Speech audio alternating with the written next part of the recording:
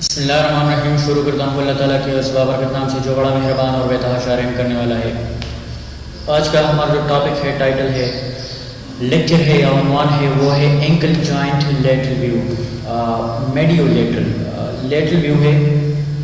ظاہری بات ہے یہ جو ایکس رے انٹریکٹ کرے گی تو وہ لیٹرل اسپیکٹ سے آ کر امیجنگ پلیٹ کے ساتھ انٹریکٹ کرے گی اور پھر اس کے بعد ہمارے پاس ایک امیج فارمیشن ہوگی. لیکن اس کو میڈیو لیٹرل بھی کہہ سکتے ہیں کیونکہ اسپیشلی لیٹرل اگر ہم کروائیں گے تو میڈیل اسپیکٹ کے ساتھ، چاہے وہ رائٹ لیگ ہو یعنی رائٹ اینکل جوائنٹ ہو یا لیفٹ اینکل جوائنٹ ہو، میڈیل اسپیکٹ کے ساتھ ایکس ریز آ کر ٹکرائے گی اور پھر دوسری جانب یہ لیٹرل اسپیکٹ یہ ایمٹ کر کے امیجنگ پلیٹ کے ساتھ انٹریکٹ کرے گی اور نتیجے کے طور پر ہم کسی بھی ریڈیوگراف کو لے سکیں گے. اچھا، کیسٹ ہمارے پاس 8-10 ہونی چاہیے، 8-10 انچز. ایکسپوجر ویلیو کی اگر ہم بات کریں تو 50 kb and 6 ms. SID 40 inches. Divide the film into half cross wise, جس طرح میں نے پچھلے لیکچر میں بتایا تھا اے پی جوائنٹ میں. تو اسی طرح ہم نے کیسٹ کو ہاف کراس وائز ڈیوائڈ کرنا چاہیے، کیونکہ اگر ہم نے اے پی لیا ہوا ہو تو لیٹر کے لیے اس کو ہم کراس وائز ڈیوائڈ کریں گے. اچھا، position of the patient and the cassette. Patient اور کیسٹ کی پوزیشن کیا رہے گی؟ The patient is seated on the X ray table when the affected leg is extended.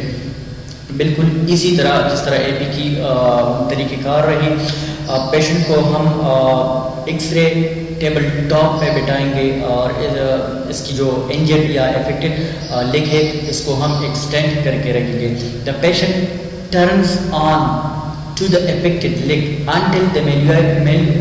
until the malleoli are lateral and superimposed vertically and the tibia is parallel to the cassette.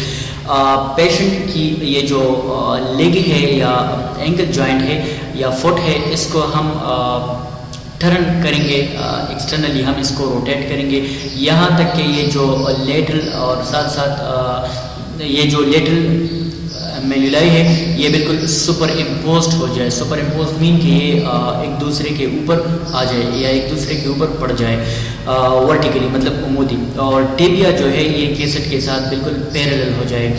Us image میں آپ دیکھ سکتے ہیں، آپ لوگوں کو آسانی کے ساتھ اندازہ ہو جائے گا. This is actually the procedural image while this is the processed image.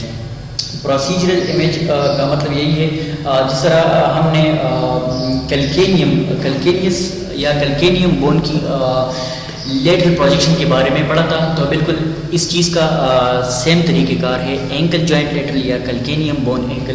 لیکن اس کی امیج انکلوژن کرائٹیریا یا امیج کریکٹرسٹکس میں کچھ باتیں جو ہے وہ ایک دوسرے سے مختلف ہے. اس کے بعد اس کی جو طریقہ کار ہے یہ بالکل ایک جیسا ہے. تو آپ دیکھ سکتے ہیں یہ ہمارے پاس جو پڑا ہے نیچے، یہ کیا چیز ہے؟ یہ کیسٹ ہے.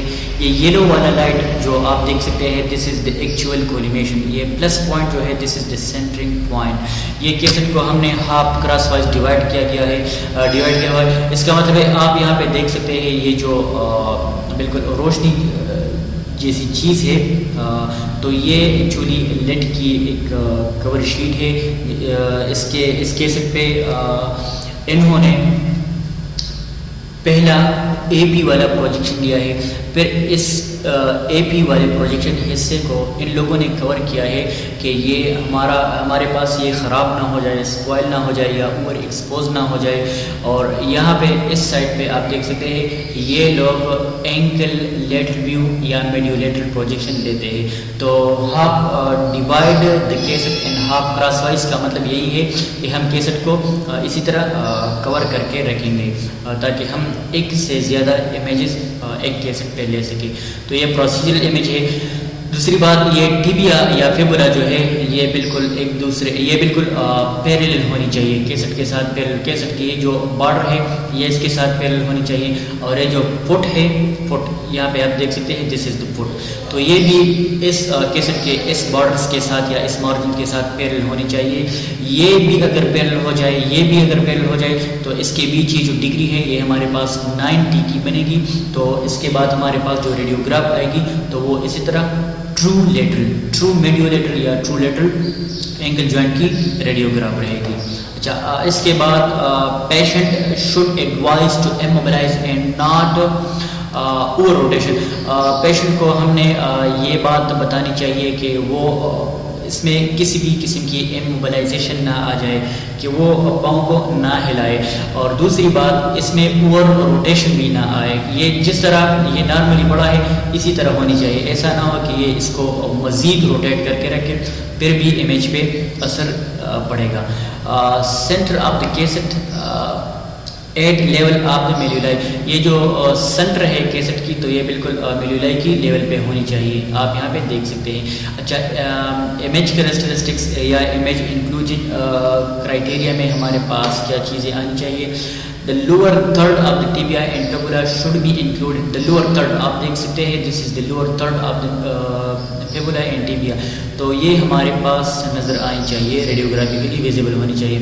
The medial and lateral border of the trochlear articulation surface of the talus should be superimposed on the image. ये medial और lateral borders जो है किस चीज़ की, ये trochlear articulation की, जो कि टेलिस की सरफेस है, ये एक दूसरे के ऊपर सुपर इम्पोज्ड होनी चाहिए. तो आप देख सकते हैं ये जो डिस्टल एंड्स है टिबिया एंड फिबुला की, ये बिल्कुल एक दूसरे के ऊपर पड़े हुए हैं, सुपर इम्पोजिशन है इसमें. और इस तरह ये और भी जो जॉइंट्स है इसमें सुपर इम्पोजिशन होनी चाहिए. और हमारे पास ये जो है ये बिल्कुल ये ट्यूबरकल नज़र आनी चाहिए, ये स्पर्स नज़र आनी चाहिए, और ये कैल्केनियम हमारे पास क्लियरली विजिबल होनी चाहिए. ऐसा ना हो कि इस चीज़ का हम इसको यहाँ से कवर करके रखें और यहाँ हमारे पास इस चीज़ की या इस बोन की कोई हिस्सा मिस हो जाए. तो ये सारे के सारे हमारे पास विजिबली नज़र आनी चाहिए. अपना बहुत सारा ख्याल रखिएगा. अल्लाह ने बात.